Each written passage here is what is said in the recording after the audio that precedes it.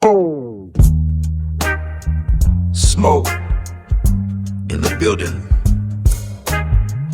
All gas, no Monday. Let's ride. All gas, no Monday. Foot down, don't stall. No brakes on my dream. Hear that engine call. Sunrise in my soul. Friday on my mind. We don't drift the life, we grind on time. All gas, no Monday. Living on go. Heart in the hustle, fire in my flow. No excuses round me, no sleep on the plane. If you rollin' with smoke, move while you can. Woke up with a purpose, dust on my shoes. Hard days behind me, still paying my dues. Mama said push, don't you beg for a break. So I grind like the rent, do first thing at 8. Plant my own seeds, let the good Lord reign. Turn pressure to diamonds, turn hurt to gain. No half-step living, no fear in my chest. Came too far, baby, can't settle for less. All gas, no Monday. Hear that motor cry. Got faith in my heart, got truth in my stride. From the first sunrise to the last amen. We don't just talk, we move. Let's win. It's your host, Smoke. All gas, no Monday. Now get up and move.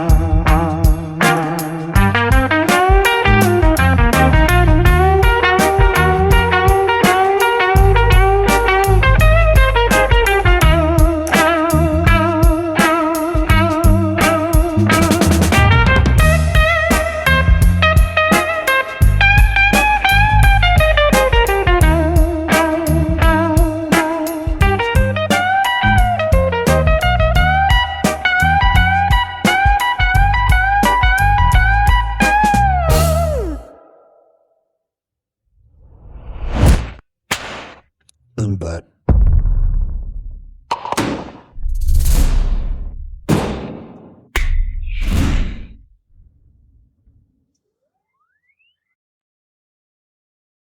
hey, welcome to another episode of All Gas No Monday. I'm your host Smoke, where we live every day like it's Friday. Oh, I got a phenomenal guest. I call him my brother. We served together at Fort Bragg. He's a sergeant first class in the United States Army, and he's a senior HR sergeant that has been serving for 15 years. Oh, that's not the only great title he got. He's a father, he's a mentor, and he's a builder of men. You know, we need men like him every day. And he's also one of the co-founders of the Love of Core podcast. Yeah, I'm talking about the Love of Core. I'm talking about that AG Core. And keep it going. So I want to introduce y'all to Sergeant First Class Michael Wilder II. What's going on, brother? Man, what's good, bro? It's a blessing to be here. That's a hell of an introduction. Yeah, man, yeah, Yeah, yeah. man. So, All love, man. It's a pleasure to be on your podcast, man. And like I know we spoke about in the green room and everything, man. But really glad, man, that you got this platform, man, spreading positivity and just doing your darn thing, bro. yeah. Well, I appreciate you, man. I'm proud of you. You and First Arm Pain, y'all creating platforms for uh young NCOs coming up to understand, like, hey, these are the issues that we seeing, and these are some of the solutions we can, share your input of what solutions you think could better the core. So yeah, I appreciate y'all for that. All right, bro. Appreciate you, bro. Yeah, yeah. So let's talk about your foundation, right? You grew up in New Bern, 252, right? Yes, North sir. Carolina. 252. Yes, say that, Yeah. bro. Yeah. Raised in Trenton, right? Small town, big responsibility. What did the environment teach you about leadership before the Army ever did? Man, we coming out the gates with a deep question, man. Yeah. Hmm. Woo! Growing up in Trenton, you know. Again, like you said, small town. My high school was about 350 people. Ooh, you Yeah, sound like me. You sound like my high school. yeah, dog. It's six, bro. My graduating class was 75 people, and that includes me. Yeah, And everybody's family where I'm from. Everybody's family. Everybody look out for each other. But at the same time, everyone thinks the same way. At yeah, least the majority does. So if you're that one who questions things or you know wants to do things a different way, you're looked at as an outcast. You're looked as mhm, one as a rebel, someone who wants to go against the grain. yeah, And you learn early on that if you decide to go down that path, this is the challenges that you're going to be dealt with. You're going to look at as that person. So, really, what it taught me is that was like my personality. Is I was somebody who I will always ask why. I will yeah, always say, well, how come it took 50 to 60 years, my dad and my grandma and their generation, like you don't see growth until it really got to my generation, but even still, like it's still stagnated to a certain degree just because yeah, certain people are just for lack of better terms, they ain't died off, like unfortunately. So growing up in that environment and being willing to ask the right questions to affect change. I think that's really the biggest thing that I learned growing up in Jones County is, you got to be willing to be the black sheep. yeah. Um, if you want change, you can't be the yes person in the room. Someone got to be willing to say no. No, yeah, So yeah, yeah. I You think that's got, the biggest one. yeah. Sometimes we gotta agree to disagree. Mhm. So yeah, it's not like you have a grudge against somebody. You just have a different opinion on certain issues that you foresee. Yeah. So Exactly. Because yeah, we all can want the same thing, but it's just how we arrive to that. You may take it a more slower approach and feel like you're yeah, gonna get the results that you need, but I may come off with a more aggressive approach where I'm like, no, this is the reason why I believe we need to go a little faster because of different circumstances that are going on, and kind of that saying strike when the iron's hot. yeah. While it's relevant and while it's trendy, like no, like if you want to advocate for someone, advocate for it while it's still fresh in folks' minds, so Chris, they're not yeah, forgetting about it. yeah. I totally agree with you on that. So, what was the first moment in your life when you realized I'm going to have to be the example? Man, I don't know if it's necessarily a moment. I think it's a season. Um, in high school, like I was that kid, growing up, and I shout out to my neighborhood all the time. Shout out to Hayti, shout out to Trenton for really raising me as the man and the boy the boy to the man I became. But Yeah, growing up in Hayti, a lot of my friends and cousins that I grew up, beside, they were doing some things that one I knew for a fact if I partook in those certain activities, my pops kill me, man. yep, going straight to my hind part. Want no questions asked. You know what I mean? I mean, I was close enough to it to where like I still kept my eyes to the streets to at least be well known of what the world going on, so I'm not blindsided out here. And I had yeah. folks that would look out for me. You know what I'm saying? But at the same time, there was still a line that I knew I couldn't cross. Cross, yep, So for me, I think it was being in that season to where like the temptation was there to do those type of activities, but then innately something was like, Mike, you can't be doing this. yeah, So starting with that, and then it was a conversation that one of my high school football coaches had with me during my junior year in high school, and it was literally during a crash out during practice. You know what I mean? Like you're doing the offensive or defensive drills. You know what I'm saying? This and the third. I'm playing corner, going against a receiver. This and the third, and then that whole small town beef comes up at times. And next thing you knew, we get into a little altercation, myself and the guy. Then led it to another altercation going into the locker room because now we got town versus town fighting, this and the third, kind of sparked from yeah, what I did. And then the coach put me to the side. He was like, yo, Mike, like, for lack of better terms, like, what the F are you doing? He was like, I expect that type of behavior from, he started rattling off names, this and the third. It's like, for you to be doing that? Come on, bro. for him, it was like they already knew I had the vision to leave Jones County. Like that, Yeah. that was my end state. When I graduated high school, I was leaving town one way or another, whether the army, college, whatever.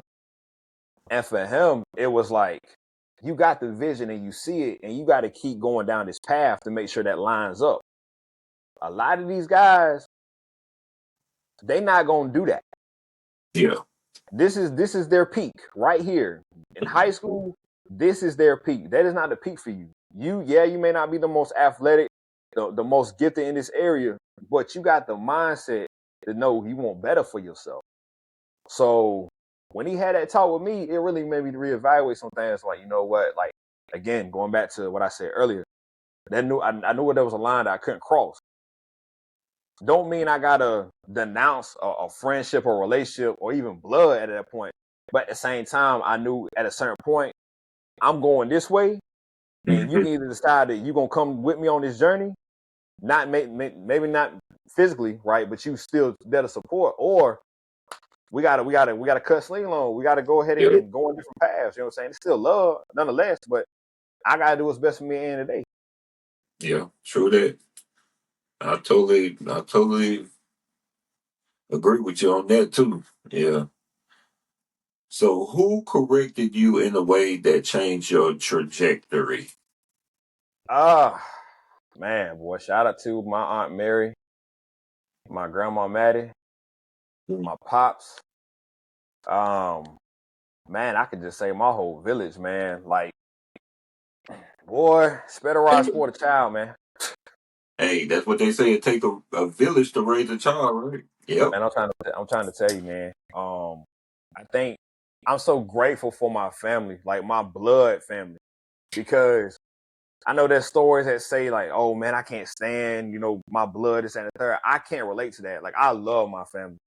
Yeah. The family that raised me too, because bro, like everybody held each other accountable and they wouldn't let nobody struggle at all. Like at Yeah. the end of the day, like if they seen you going down a path that didn't look right, they quit to say, hey, come on, like you gotta do better.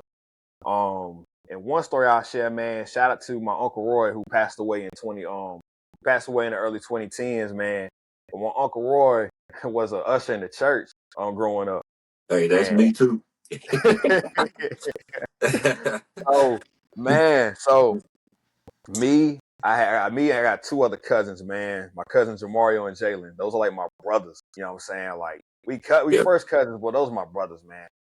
And we sat beside each other, every Sunday in church, man. And we had to go to church. There was no questions. Like you got to Yeah. go to Sunday school, you got to Yep. go to church. That was a non-negotiable. Mm-hmm. And the way we used to do it, they said we had to go to church, but they didn't say we had to stay to the end. Yep. And sometimes the church started at 11 o'clock. Well, Sunday school started at 9:30.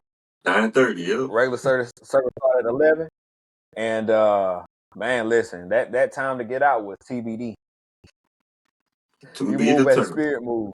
And Yep. sometimes the spirit tell you to get out at 1 o'clock. Clock. Yep. Sometimes you about 3, 4 o'clock, man, and you got food in the back that's being prepared, man. Chicken getting cold, you know what I'm saying? Yep.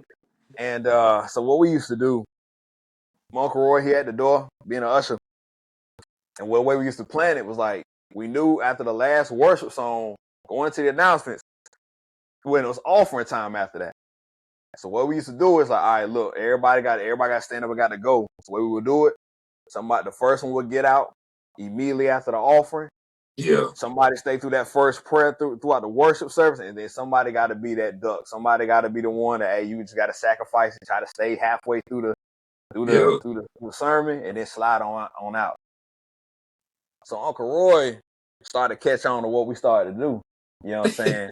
First, he started to be like, yo, I got to go to the bathroom, man. Like, I can't hold it. Start holding the Yeah. stomach. You start playing the game, this and third. So then we noticed one Sunday, Uncle Roy went back. He wasn't standing by the door. My man standing where the door started at, there's a chair right there. Yeah. And he saw all three of us get out. Bruh, when I say he crashed out in church on us, man, he took that belt off. Said, I got something for all three of y'all. Think y'all want to sit here and lie in the Lord's house. Just went to work on us, bruh. Y'all gonna sit down. Y'all gonna be quiet. Yeah. I mean, there's some straightening going on, man. But I share that because, man, like my family operate like that. In the day, like if they knew you were doing some foolish stuff, like they ain't play that. Like at the end of the day, everybody got to take care of each other, bro. Yeah.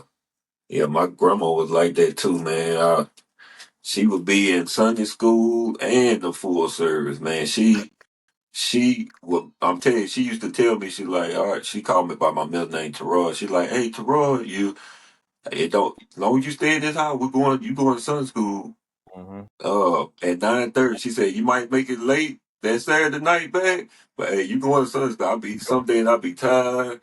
Man. And my grandma was one of them, old school grandmas where she always carried peppermints in her purse. Mm-hmm. It'd be the round ones, not the ones that the soft chew one. It's the hard Nah, one. yeah, yep. Mm-hmm. Yeah. So my Yeah. grandma was like, yeah, she was like that. Yep. Man. Yeah, So. my grandma, man, she was my first Sunday school teacher, man. Like when I talk about like the foundation why I know about the word, man, it came from her, bro.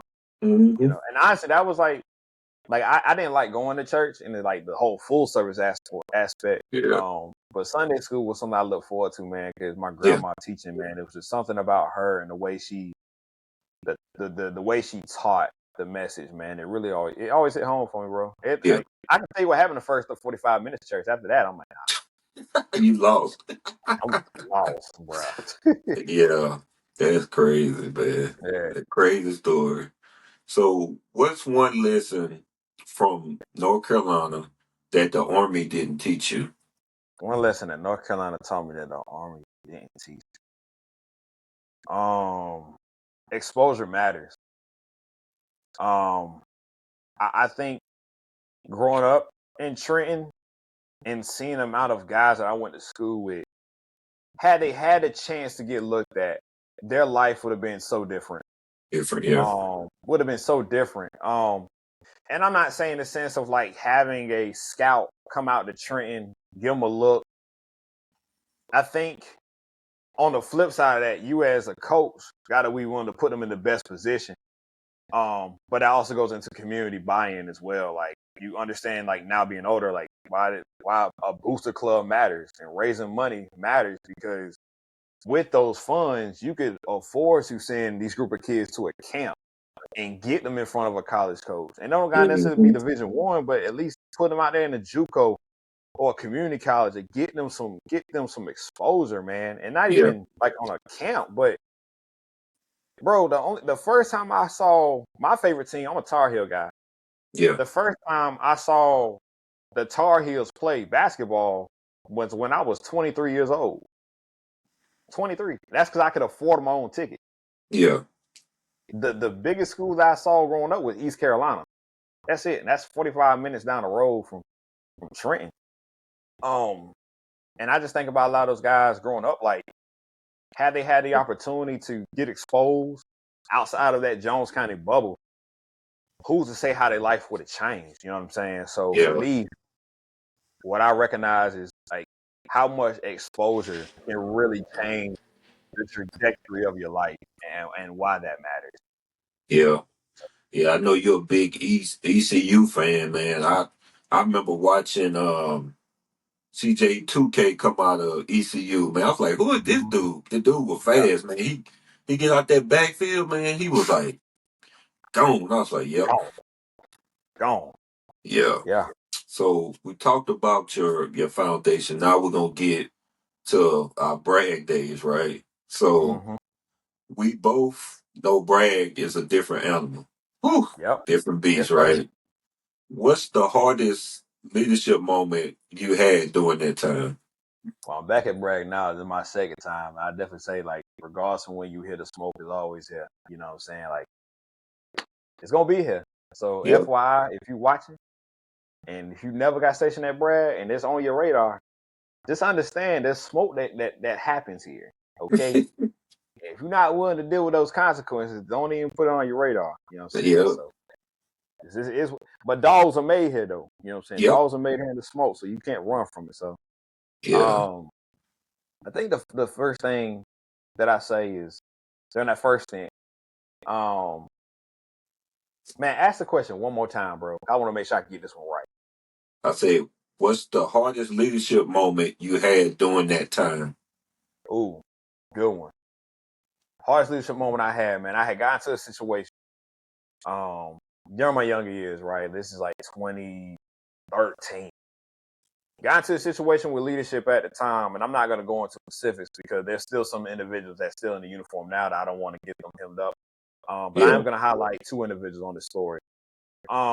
Got into a situation, there was some miscommunication involved about something that didn't get done or did yeah, get done and whatever. Made a call to my NCO. I'm like, hey, I'm getting a call from such and such about coming in the office at ungodly hours. yeah, And I'm not even in the area. You know what I'm saying? I'm gone.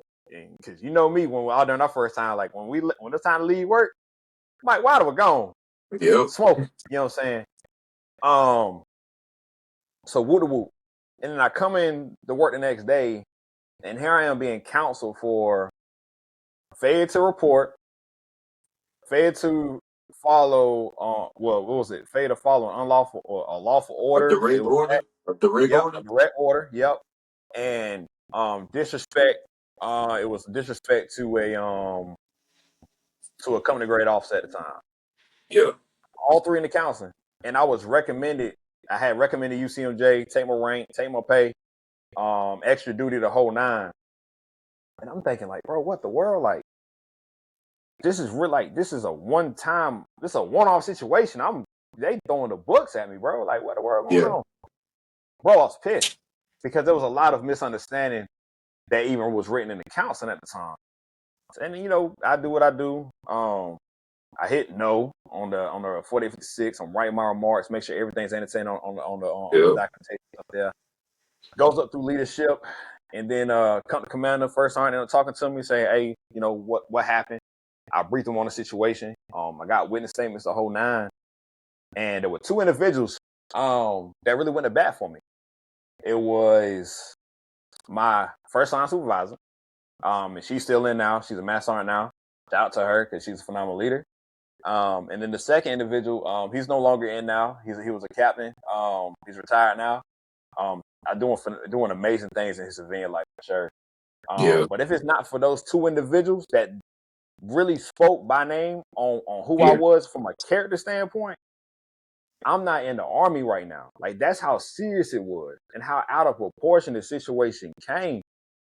And bro, I was pissed. mm, I was livid, bro.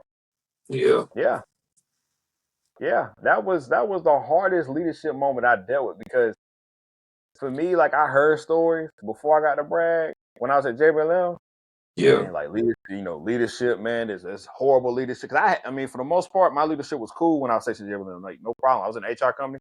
All my leaders, like, for the most part, they took care of me. You know what I'm saying? Like, but then I got to Bragg and I dealt with that situation. Like that just pissed me off to the point. I'm like, bro, I'm about to get out. Like I'm not about to. If leadership can get this bad, yeah, and now you're talking about taking away my hard-earned money that I work for every single day, that I show up for, and I do my yeah, best, and I can lose it on a dime, like I'm good, man. yeah. Oh, definitely.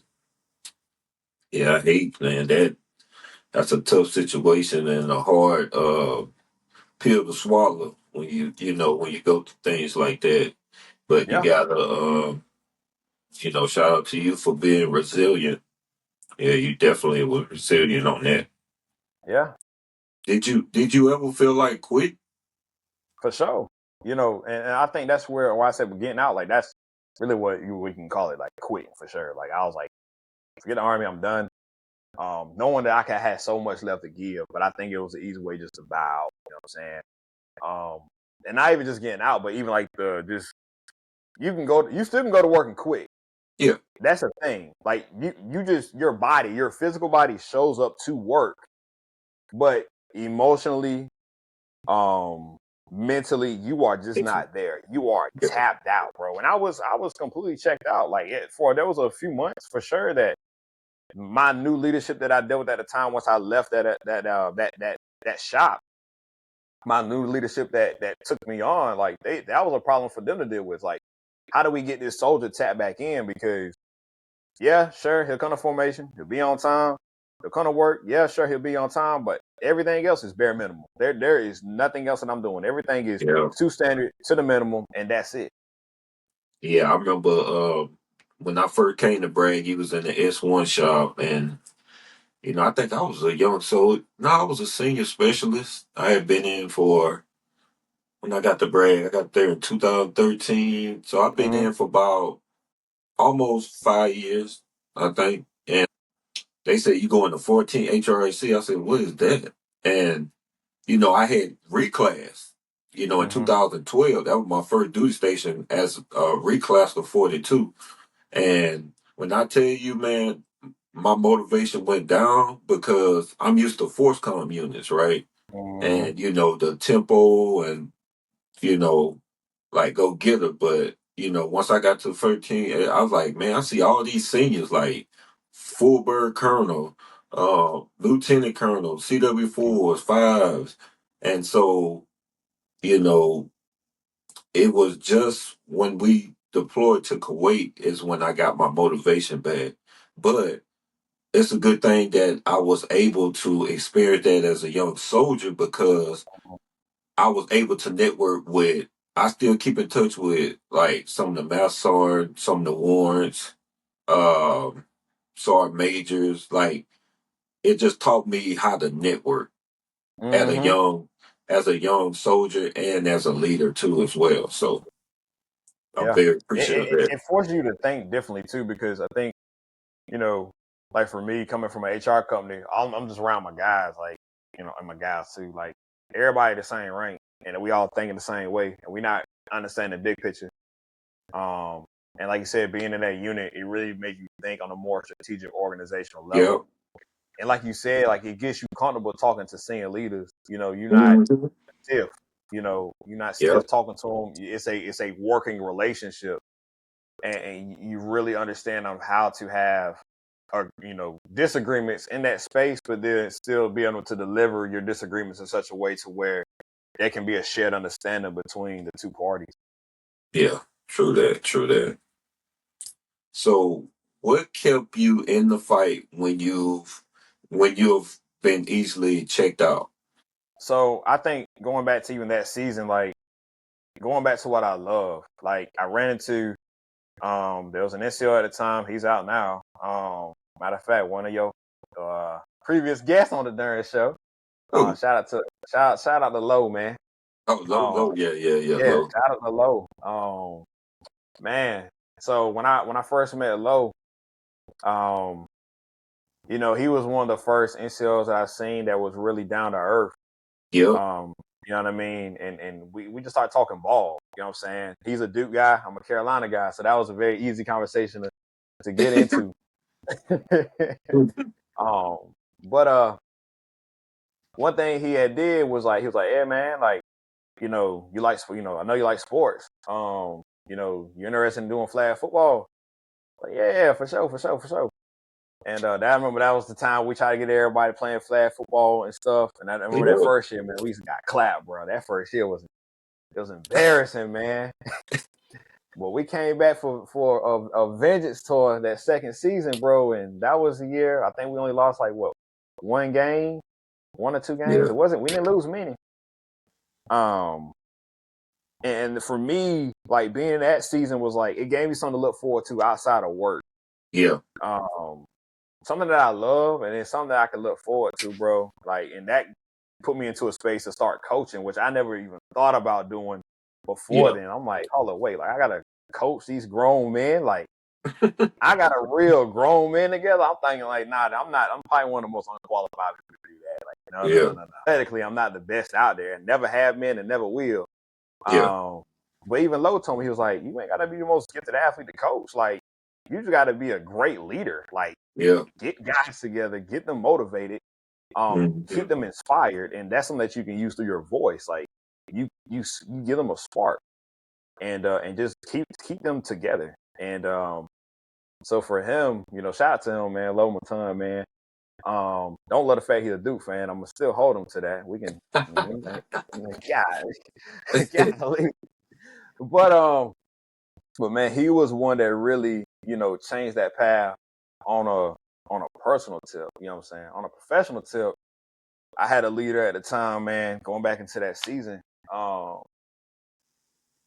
that he showed me. So I'm from class retired Alan Caldwell. That was somebody for me, like a lot of my leadership characteristics and traits I modeled after him because he showed me in that in real time. And just caring for the person holistically. Yeah. Regardless of what they got going on. For me, he got me at the time, and I'm thinking about getting out. That did not negate the fact that he had an obligation to take care of me. And Yeah. the way he did that was, okay, Mike White again out. Here's his career affairs. I can send him this way. And this is the area he's looking into. I know he's trying to line this up. So let me get him some time off to make sure that he got things he needs to take care of. Like he would do very practical things to make sure that I was in the best position to be successful. Yeah. And then even when I decided to stay in the Army, you know, he was one, he got a whole, you know, wife and son. My man's over here in the barracks with me at goddamn 7, 8 o'clock at night, studying with me, trying to figure out how do we get this peace status. Yeah. You know what I'm saying? Like he ain't had to do all that, but the way that that man poured into me, man, I'm forever grateful for his leadership because for me, what it showed is like, regardless of where somebody is at, you always show up every single time, Yeah. man. Exactly. Yeah. Yeah. Shout out to Samuel Allen, man.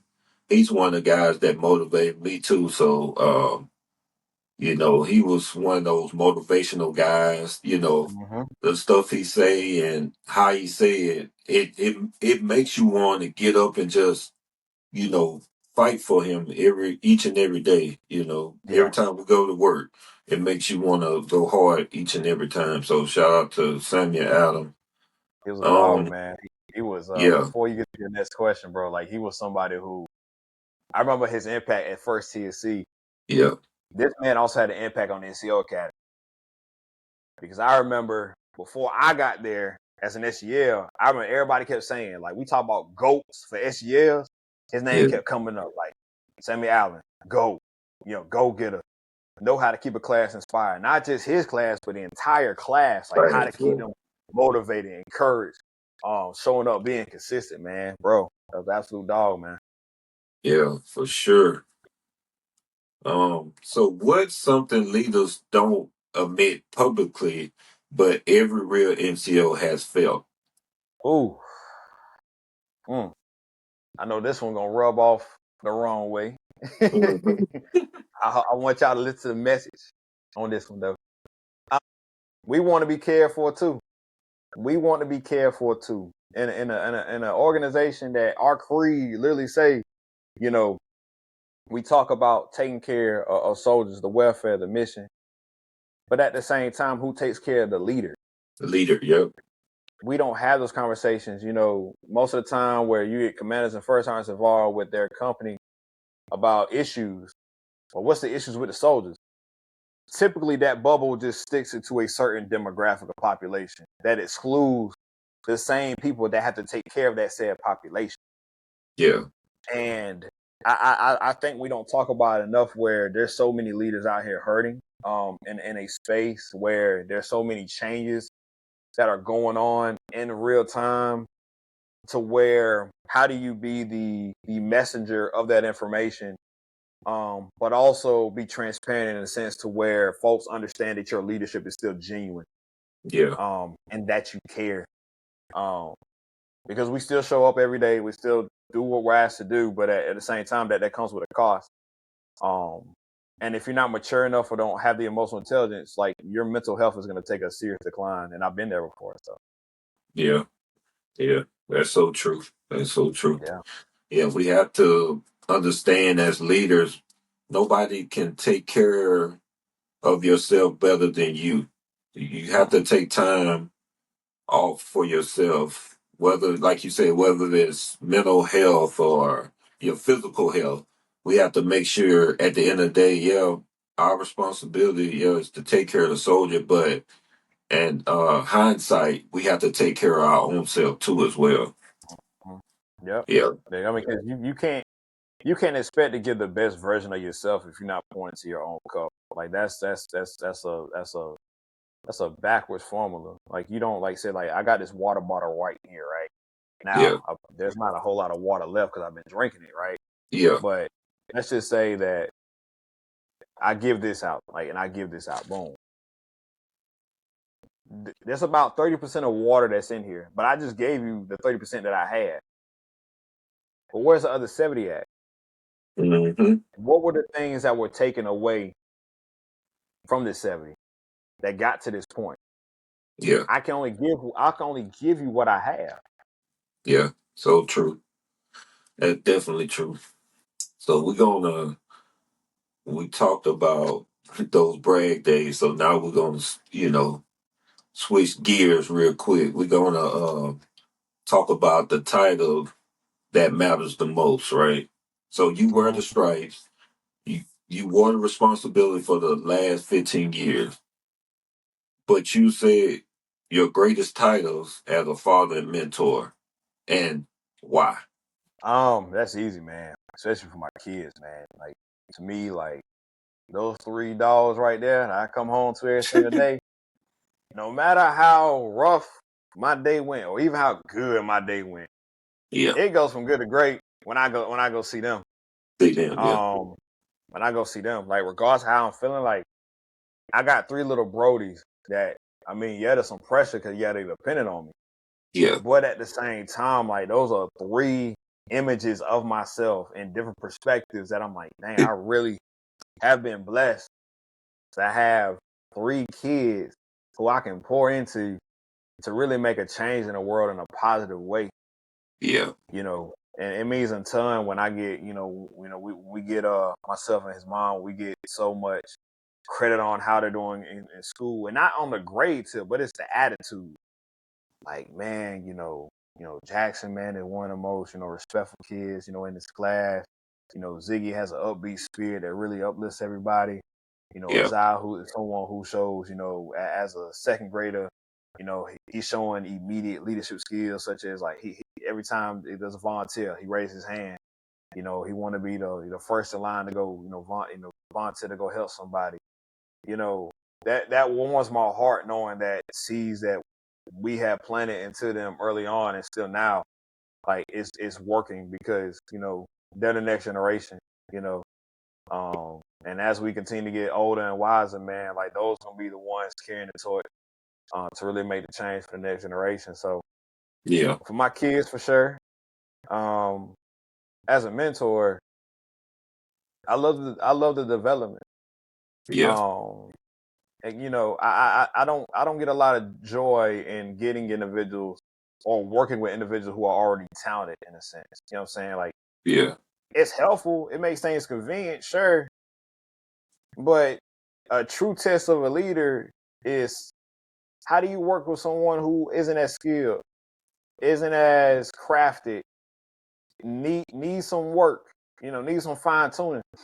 yeah, I think that's where your leadership is truly tested at. And for me, I get a lot of joy in working with somebody who they may be struggling in a certain area and they were willing, because mentorship, like that's a two-way relationship. They were willing to go outside of their comfort zone to ask me, how can I help them navigate this space? yeah, And we work through this thing. And when they accomplish X, Y, and Z, it's like, dang, like, yo, you did that. I didn't do that. That's you. I was that coach on the sideline. Like you in the game. I'm just on the coach calling the plays. Like now you decide to run a play or not, it's on you. You the one with the ball. I'm just the one seeing what the defense is running and letting you yeah. know what adjustments you need to make. You know what I'm saying? But you the one that scored a touchdown. I'm here to celebrate you. And that's why I get the most satisfaction with that. Oh yeah, that's what's up, man. I like that. I like that. So I got two questions for you. How do you lead soldiers without losing your children? And then how do you balance being needed at work and needed at home? So how do you lead soldiers without losing your children? Wow, that's a tough question, man. Yeah, Because I've been that guy who put work first.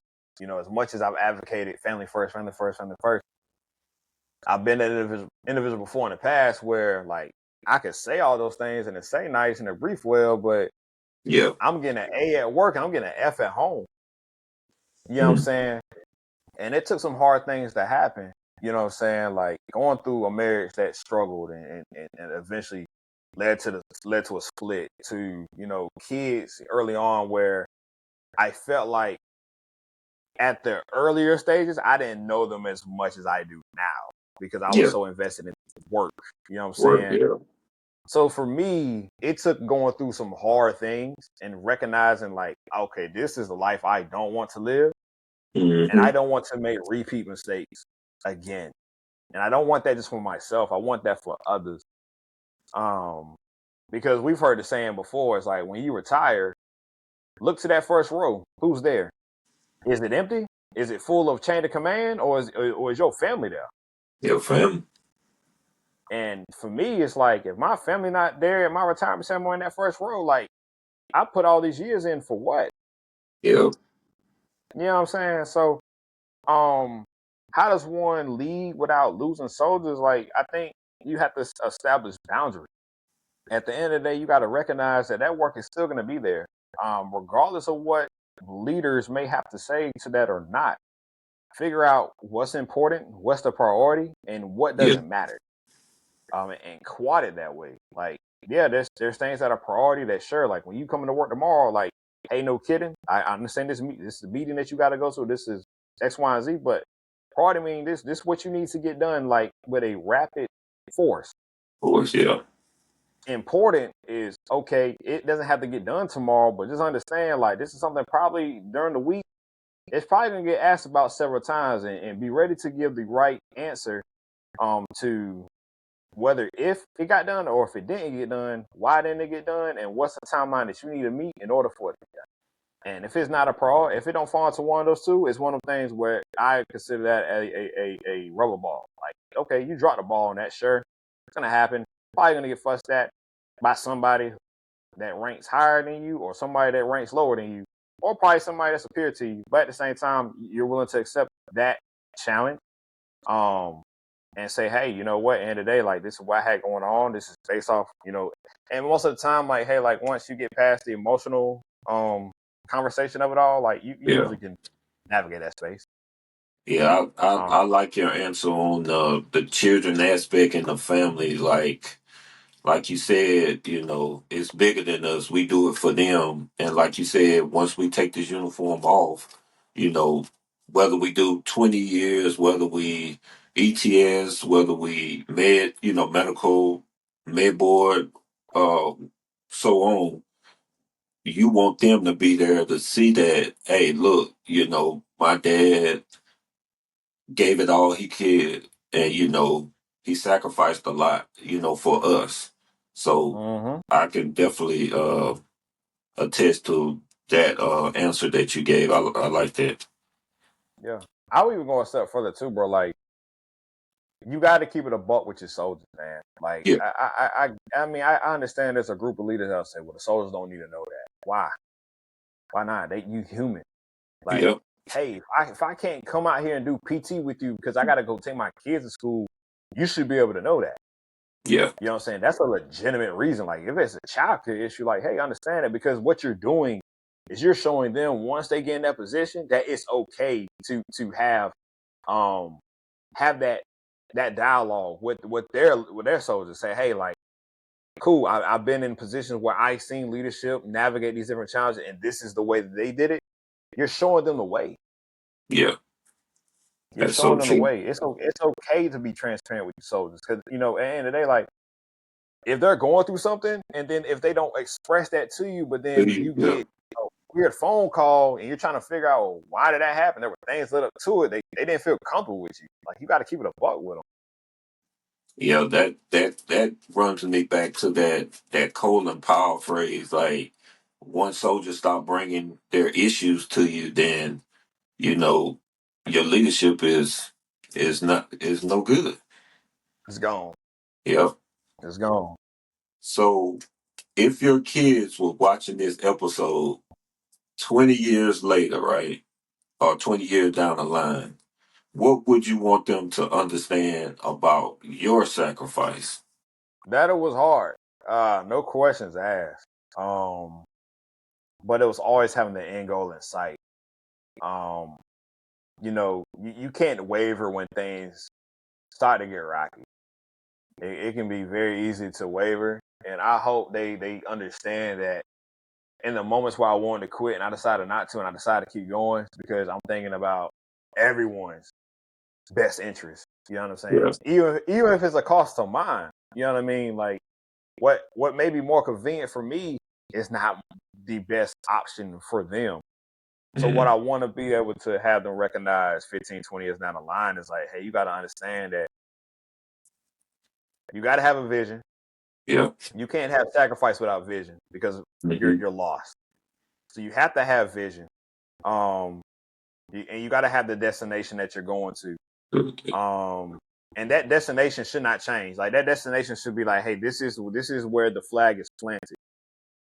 That is where your GPS is set to. Now, and we've all used Google Maps, Apple Maps, whatever. You're going down the road, and there's times where a wreck is going to happen, or there's going to be construction, or police, or whatever. And you get rerouted on that journey, but the destination never ends. And what I want to be able to, I hope my kids can understand is like, this was a destination. Then there may have been times on the route that we've had to reroute this thing and go a different way to get to where we're trying to get to, but Yeah. this was always the goal. Mm-hmm. Yep. I Yeah. agree. Yep. That's powerful message right there. So yeah, we talked about, the title that matters the most, right? Now we're gonna go into Yo Baby, the love of the core podcast, right? Mm-hmm. Which is a powerful podcast and it's centric to the AG community, right? So you Mm-hmm. co-founded the love of the core podcast. What problem were you trying to solve? What problem are we trying to solve with the podcast? I'm sure some would say a whole lot.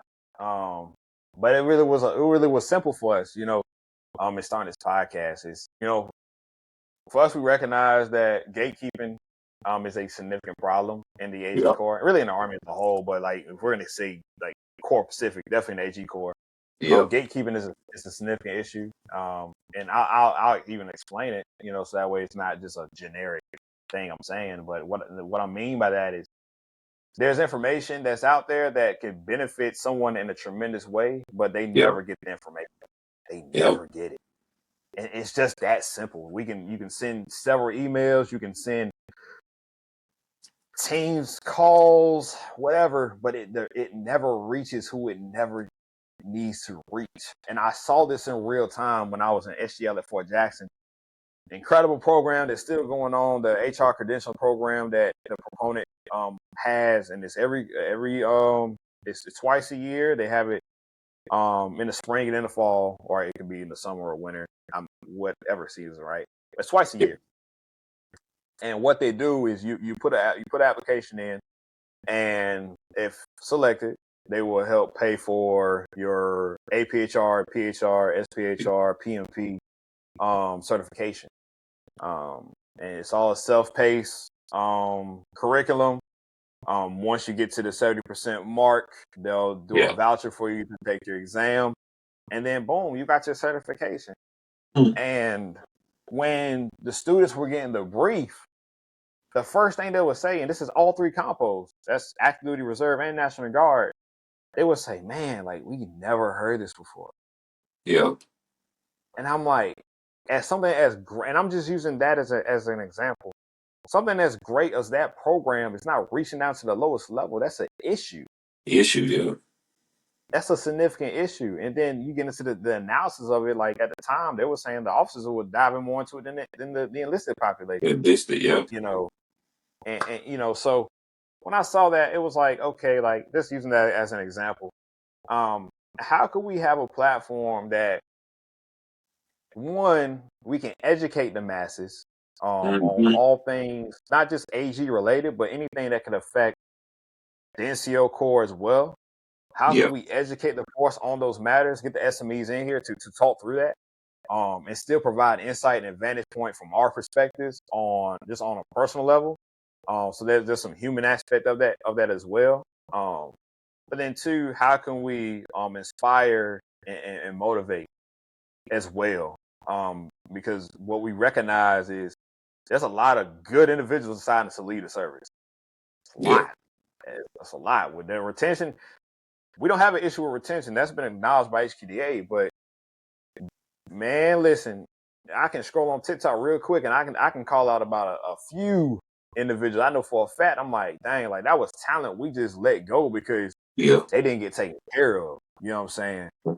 So yeah, man, we just really want to solve the issue with this, getting information out there, informing the masses, and really just having those conversations in a public platform to where we're not hiding how we feel. Like this is, you can call it cooler talk, break room Yeah. talk, shop at talk, call it that barbershop talk, call it what you want. Like, yeah, Yeah. true. That is a aspect of the podcast. But at the same time, like you don't gotta wait until you get a command climate survey to poll your field to see what the world going on. Like, no, this is real time, live comments. This is how folks are feeling about it. And feelings do matter and feelings are valid. But also we're gonna provide solutions as well to how do we fix said issue.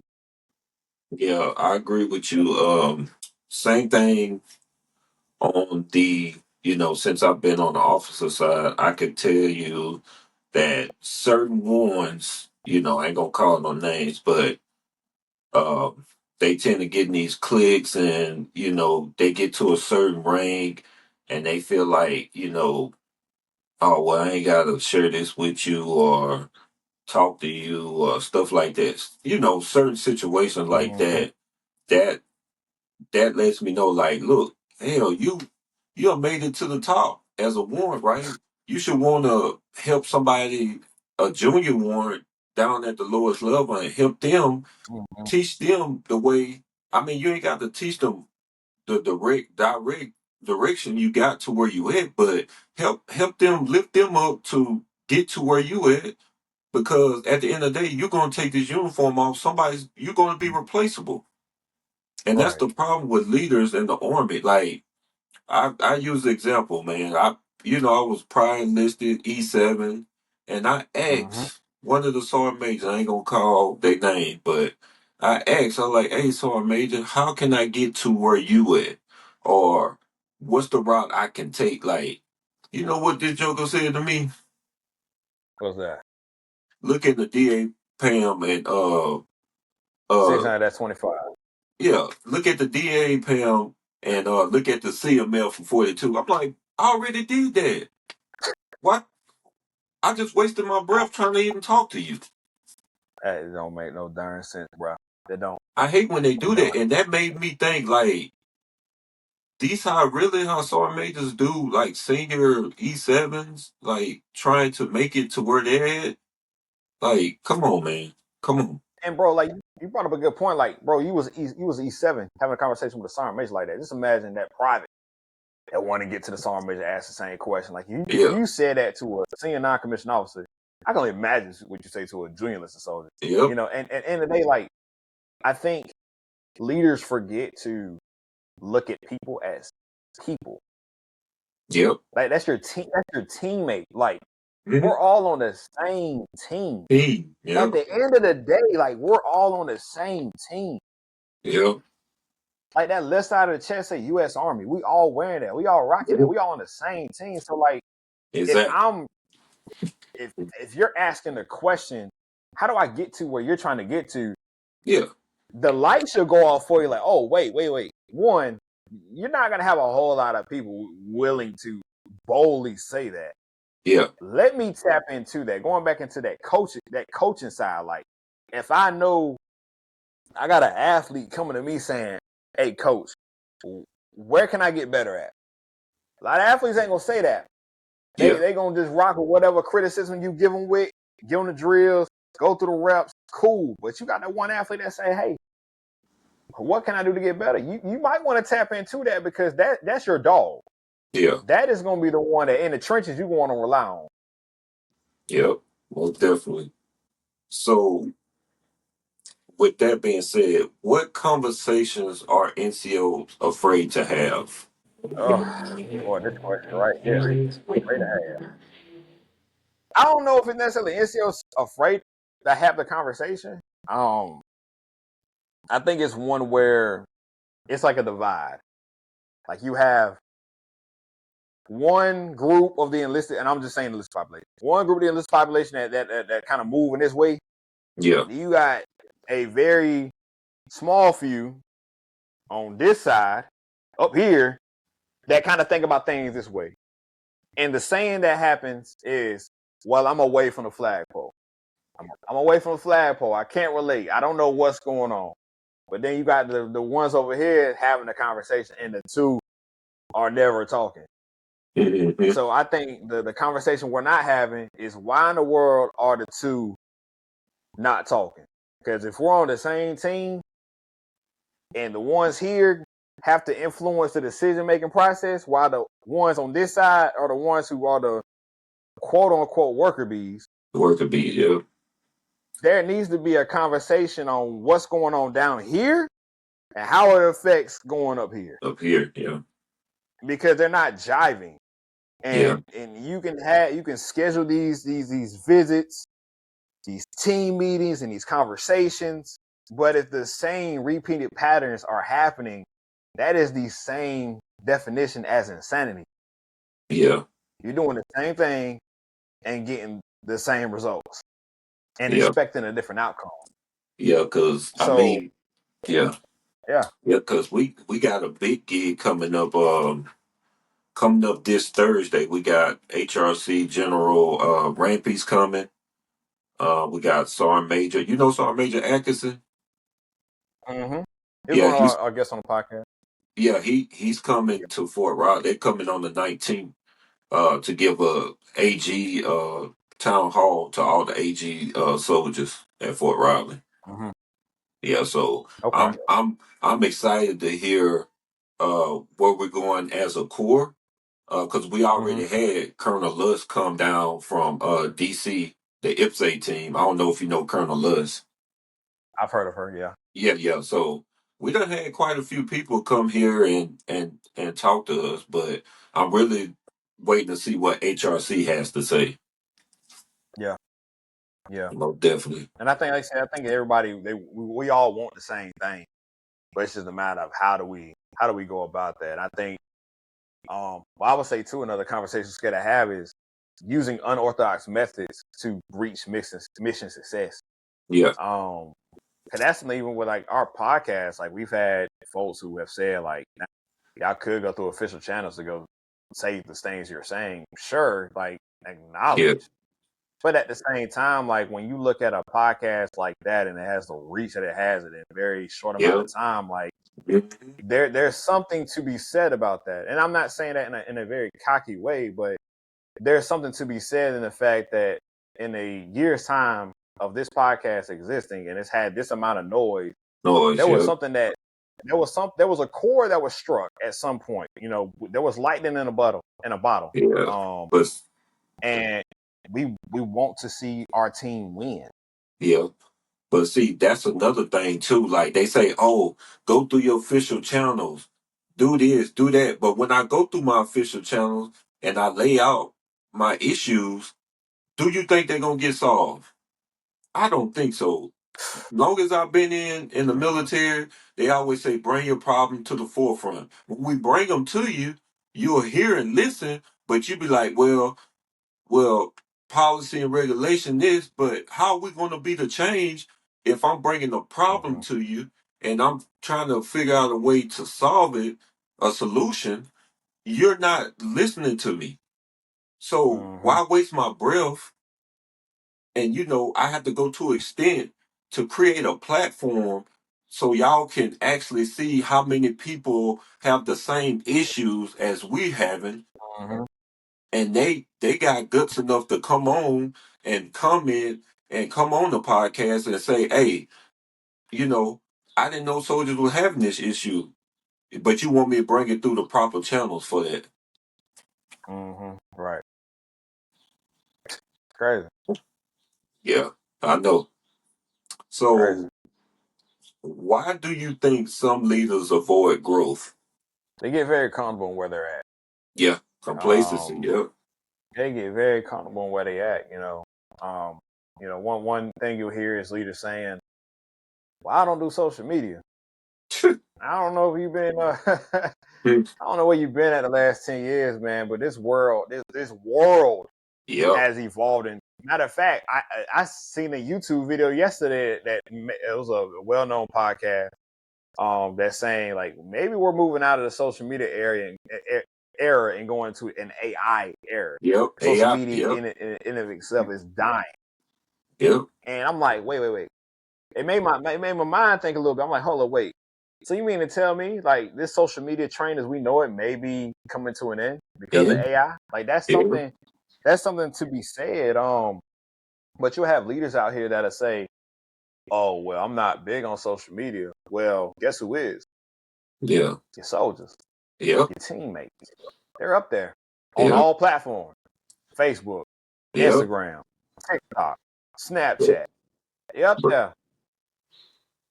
but But they look at it, but they look at social media in a bad and negative yep. way, where it's like it's a tool, it's a resource to put out information. This is the to me, it's like the algorithm. It feeds what you want. If you looking at Yep. nonsense, it's gonna feed you more nonsense. Yep. But if you're actually doing things to educate yourself and inform yourself, it's gonna feed you more of that. So I think a lot of that just it goes down to being comfortable, being cool on where you at, not willing to adapt your mindset to a different perspective. Yep. Because I mean, I look at TikTok, right? I look at First on Flores on. I don't know if you know him. Yep. First time. He Mm-hmm. always giving updates on the new policies and Mm-hmm. what's come out new in military regulatory guidance, right? I look at stuff like Yep. that. They look at every time you're on social media, oh, this soldier doing that, but you gotta look at some of the positive things people are doing on that platform. You got soldiers that's gonna get on there and do crazy stuff, but I mean, they're soldiers. We all have done crazy stuff as um in our point in our career, but it's called maturity. As you Mm-hmm. get up through the ranks, you mature. So I Yep. mean, it's a like you say, it's an algorithm thing. You know, you tend to get your message can get out there. You don't never know who it might impact, or Mm-hmm. who's watching. So you want to be a positive example for those who's paying attention and watching your platform. Yeah, and it happened so fast, bro. Like when we started a podcast, bro, it was people I've never even ran into. I'm at, shop at run, go and grab some meat on post. Yeah, Oh, you sound wilder, man. I just want to say I appreciate you doing the first aren't paying for doing this podcast and talking about this. And it was all when I say all ranks, yeah, I've had it the way I've had a full bird colonel come up to me. I've had a PV2 come up to me. I've had a fellow peer come up to me. yeah. So that's to me, that's saying something like Mm-hmm. you never know who you're gonna impact. You Hey, never yep, know. You never know, man. yep. You never know. That's so true. So, what's one hard truth about the NCO Corps that needs to be said out loud? One hard truth about the NCO call that needs to be said out loud. I think the core is in a space where we've had individuals promote too fast, Yep. and it's made the core look bad. It's made the core look, it made the core look bad, and I don't think there's nothing wrong in actually acknowledging that. I think the question that we have to ask ourselves as an NCO core is, okay, like acknowledge like there were Army requirements and there were seats that had to get filled and Yeah, yeah, ranks that needed to get promoted, and we've had to arrive there and we've gotten there. So how do we, with these underdeveloped NCOs in real time, how do you develop them to, in a very rapid rate, become who they're in the position to be yeah, when they weren't ready in the first place? Um, and I think it goes into like I think there needs to be a overhaul on talent management as a whole and how the Army does it. yeah, Um, because we haven't managed talent. I think we've managed positions, but we haven't managed the talent. So I think there needs to be a conversation on how do we overhaul this program as an Army, and how do we make sure that in this new space that we're in, where there are leaders who are in positions who they may not be the most qualified to be in that position, but because of timing Yeah. and because of requirements, they are asked to be there. How do we make sure that we're getting the best version of themselves in that space? Yeah. Whether it may be, I mean, LPDs, if we put the priority back on the LPDs. But I remember, like, bro, when we was at Brad the first time, I think that's what made the core so strong at the time, bro, was, bro, I got so tired of going to an LPD, bro. Oh, my Yeah. oh my gosh, well, it was almost on a weekly basis. We were going to, Yeah. it was an LPD for something, Yeah. I mean, but yeah, that's what made the core strong, though. yeah, those LPDs are much needed because we have young NCOs coming in the Corps, and they need to understand, you know, how to be that leader for their soldiers. Actually abiding by the creed, right? Because I see it a lot here at Fort Riley, man. Like, I look at NCO, you got a soldier, like, know the soldier out of rigs and everything. They don't say nothing to him. They just walk Mm-hmm. right past them and don't say not even a word, man. And it frustrates me because I'm a prior enlisted senior non-commissioned Mm-hmm. officer, and I be wanting to say something. I just don't want to think that I'm over trumping that NCO from doing their job. But God Mm-hmm. darn it, you need to do your job and do it as the NCO creed said, man. It's frustrating Yeah. because I'm like, man, like, if I had the stripes on right now, I would correct that soldier, be like, hey, soldier, you're not supposed to do that. You're not supposed to wear that. But it just Mm-hmm. that's y'all enforce the standards. That's what I was taught coming up through the army. NCOs enforce the standard, and that's the way it's been throughout the whole time being in the military. Yeah. But I also think too, like, our officer counterparts got to let us be NCOs too. Yeah, Um, they gotta let us do our thing. Because when lines get crossed, that's where things get blurred. yeah, And I've seen it more often than not, especially since been back in the operational space, where officers are doing their SEAL job, and that should not be the case. yeah. They should be. Um, Yeah, that should not be the case, man. It's like, hey, like, understand what your role responsibility is. You yeah, move in that direction. This is the direction that I'm going off of based on the NCO guide. yeah, And the paths. Hey, like, we got a different piece of the pie to meet mission success, and I need you to focus on that. I focus on this, and we're gonna get success by that. yeah. Cause I mean, it frustrates me, man. I was in the cab here, and we had an NCO. Like, remember we talked about being complacent, right? The Joker Mm-hmm. had been at this one brigade for almost 7 years, right? And when it frustrated me because when he got ready to go, he was so quick to go, but I had another NCO come in. He had to take on the load. He had to write their award, eval, and everything. I'm like, dude, these soldiers. He just got here. He don't know anything. And when I seen uh, bro, when I tell you, I seen him write that award, it looked like a E5 wrote that award. And he a whole Insane, E7. man. A whole But E7. see, But it he goes back but into this that the undevelopment, man.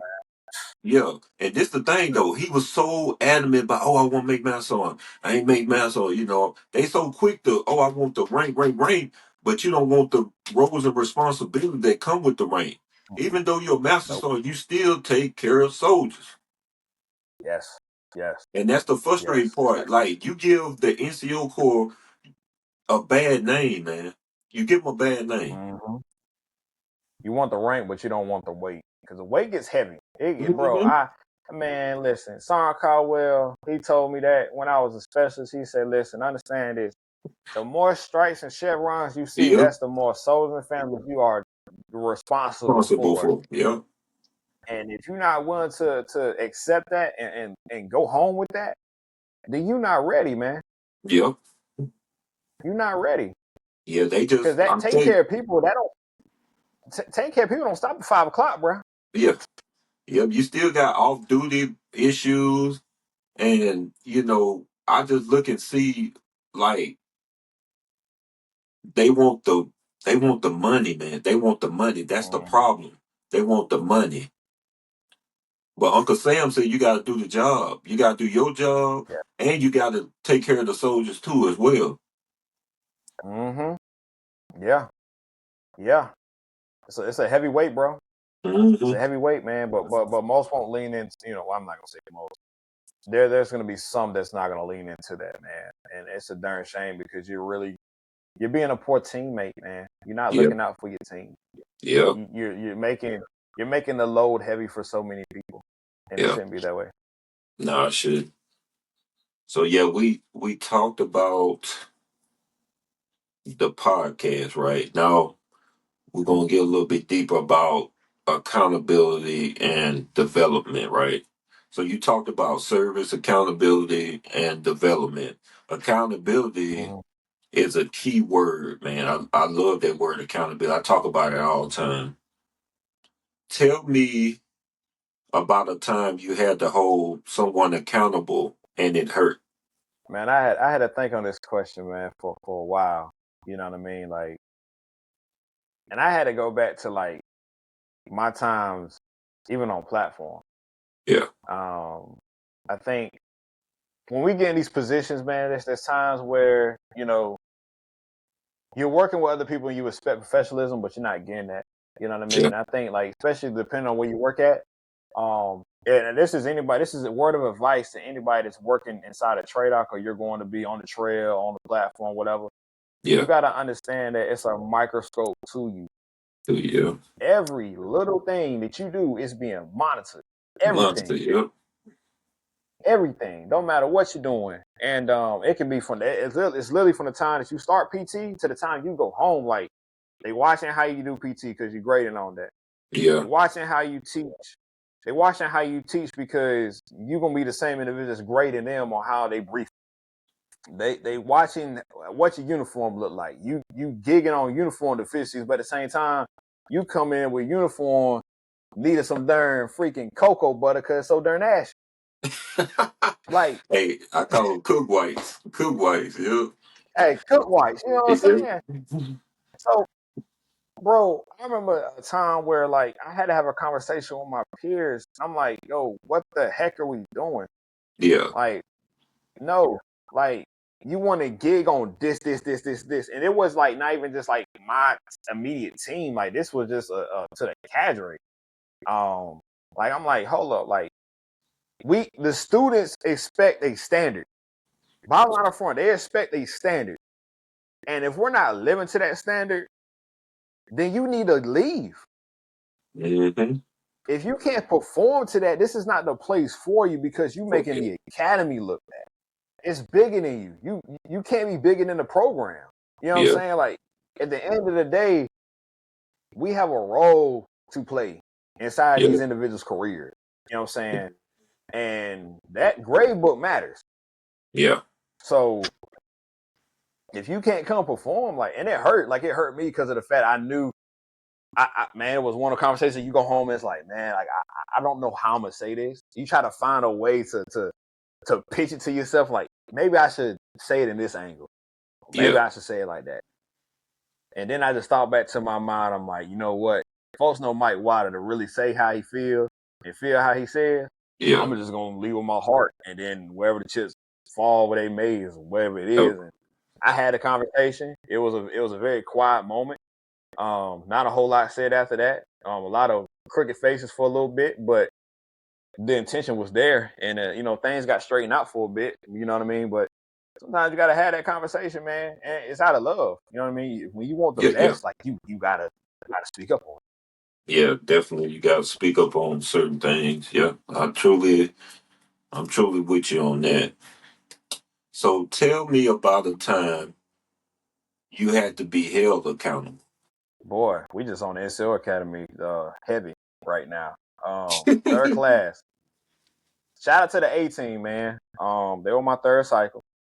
Um, when I used to do my introduction, you know, I used to say, start off, Mike Wilder, born and raised, New Bern, North Carolina, raised in Trenton, Yeah. been Army, such and the third. Like, I'm gonna stop right there. I'm like, okay, anything related to my military career, you can look that up on the STP.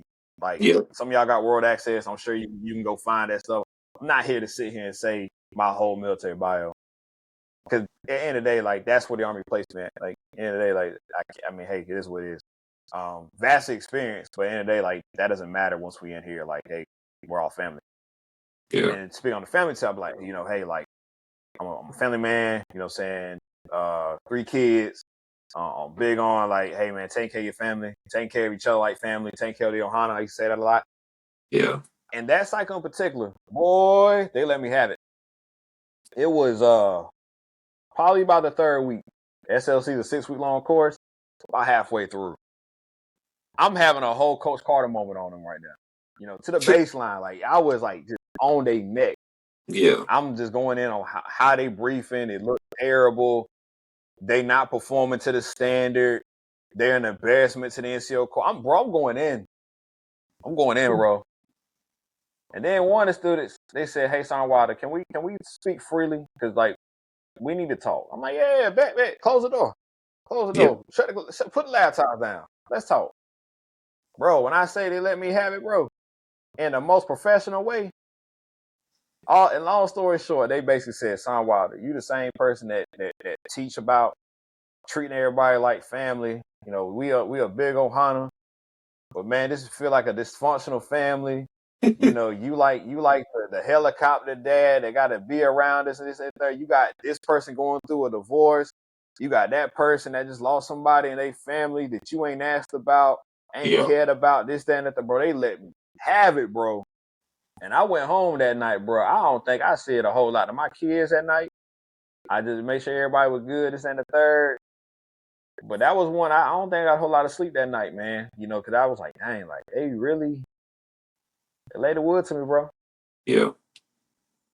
Maybe you needed Yeah, that that. was a hard day. Maybe you needed that talking to. Maybe it was like a wake up call for you. It was. It was definitely a wake up call, because for me, I think what it taught me in that moment is, and this is in any operational tempo that you may experience, once you get lost in the grind, that is a very dangerous place to be in. Yeah. And that's good and bad. It's good in the sense that you're locked in to where, like, you want to make sure that you put out the best. But at the same time, you're so laser focused Yeah. that you're also forgetting about what's going on around you. And that includes the people that you're with on the left and right. Yeah. You got that tunnel And vision. it's a dangerous place to be in, man, because you'll see it all the time. Like, you'll see leaders that come to work every day. They go to the cubicle, they go to office, and you really don't see them a lot until they go to lunch. And then they Yeah. come back and they come do their thing. They go to meetings, and then they're gone. And it's like, you got a team around you, right? It's okay to, hey, how you doing? How's your weekend going? How the kids doing? You good? You need anything? You straight? And that's all across the chain of command. Like, making an effort to go out and speak to people and just asking the simple question, hey, brother, hey, sister. And on that tip, like, how are you? You Yeah. good? Sometimes you got to ask twice. My grandma taught me that. Sometimes Yeah. you got to ask twice because that first one going to be smoke and mirrors. Yeah, I'm good. You sure? You good? Dang, man. Yeah. Okay. So let's chop it up, man. We good. Break bread and figure it out, man. Yeah. True that. True that. Yeah. So what's the difference between rank and leadership? Oh, that's so simple. I think that's probably the most simple question you gave me all night. Rank. Hey, that's simple, bro. Rank's on your chest. That's it. Yeah. That is what I see. Leadership. It don't matter what this is. This can be straight Velcro. This can be command sergeant major. This can be full bird colonel. This can be 1-star such and such. This can be second lieutenant who. This can be CW3 such and such. W. It don't matter. The impact. Yeah. Leadership is impact, and that's in both ways. That's positive and negative, because everybody gonna have it. Everybody a leader. because Yep. everybody gonna lead either in a bad way or in a good way. Good way. Yep. The Rangers define how do you explain that title? Yep. Hey, that's facts right there. That's facts. So now we talked about accountability and development. So now I'm gonna throw a monkey wrench at you. You know, now All right. I got you got to fill in the blanks, right? Okay. So I'm gonna hit you with a few short answers, right? Leadership is All right. blank. It's hard. Okay. Weak leaders avoid blank. Hard conversation. Okay. We'll add Okay. on the hard. I'll say, yeah, hard conversation. Hard conversation. Okay. Strong NCOs always blank. Find a way to get it done. Hmm. Good answer. Find a way to Good get it answer. done. Good answer. The Army gets this wrong. Blank. If I had time, no, I'm kidding. Really taking care of people outside of being a soldier. Okay. All right. The Army gets this right. Blank. Meeting requirements. Okay. Meeting requirements. They're gonna find a way to meet the requirement and get it done. Oh yeah, yeah. If you want to grow, stop. Blank. Stop making excuses. Oh yeah. Definitely that. Yeah. Can't Stop make making excuses, bro. excuses. Fatherhood taught me blank. Ooh, this is deep. Fatherhood talk. Ah, what it means to live, bro. Fatherhood taught me what it means to live, man. Yeah. Yeah. Okay. Mentorship is not. Yeah. Dang, you better make. Mentorship is not blank. It's not one way. Yeah. It's a two-way relationship. The way relationship. Yeah. I dig that. So yeah, Mm-hmm. we done with the rapid fire answers. So now I'm gonna switch it up to, the legacy part of it, right? So when it all said and done, no rank, no uniform, no titles, right? What do you want your soldiers to say about you? That I was consistent, that I cared, and that it was always bigger than the uniform. Hmm. Um, that was always bigger than the uniform. That was somebody that when we came to work, like they saw a light at work. They saw a light in a very, very dark place. You know what I Please, mean? Like yeah. everyone's experience in the army is different, but I think we all can relate in the fact that you've been in some working spaces where it was real dark. Yeah. Um, and it wasn't a lot of like bright energy. Right. So I hope that they remember me for being someone who really brought high energy, positivity, somebody who really wanted to make a difference and cared, and that was consistent. Okay, yeah, that's a good one. You like that lighthouse out the middle of, out there in the middle of the ocean, like, hey, there's a light at the what they say is a light at the end of the tunnel. So yeah, I Yep. like that one. So what do you want your sons to say about you? What do I want my boys to say about me? Um, One, that dad was there, that dad was present. Yeah, Um, yeah, that dad was present. I say that. But then two, that dad didn't make excuses. Dad was one where even in his mistakes, he learned from and really did his best to try to put us in the best position to be successful. Um, and I can say the same thing like for the soul, like being caring and being consistent. But for my boys, man, I just hope they know that for me being their dad, that I'm always proud of them. Like no yeah, matter where they're at in life, what path they decide to take, it's not about me. It's not. yeah, Um, you know, don't we share the same last name. I want you to have a phenomenal impact to the world, but I want them to understand that their journey is their journey. They don't got to follow my journey. They can follow the path that they want to desire, and I just want to see them win. And no matter what that looks like, do things the right way.